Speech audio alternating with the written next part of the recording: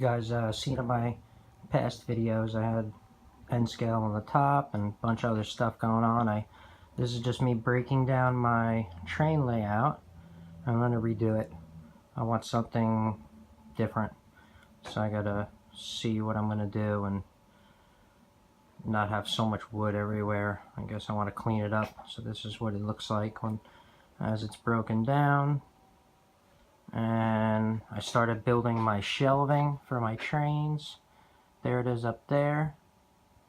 Sorry for the light glare in there. I just went to Home Depot, spent 15 bucks and pretty much built some shelves real quick. Not a big deal. I just kept it simple. I should put bumpers on the ends though, just in case, so they don't slide off. But yeah, that's my shelving. I plan to do another 2 shelves below that. And I'll put the end scale. There's my end scale over there. I'm going to put that up on the shelf, just so that I can keep it out of the way while I'm working on the layout. But just updating on my layout, as for people who saw it before, I had a lot of stuff going on, but we'll see what we can come up with. Or any ideas, that'd be great. You can put them in the comments below. I'm always open to ideas. Something simple though, because I'm not the greatest carpenter.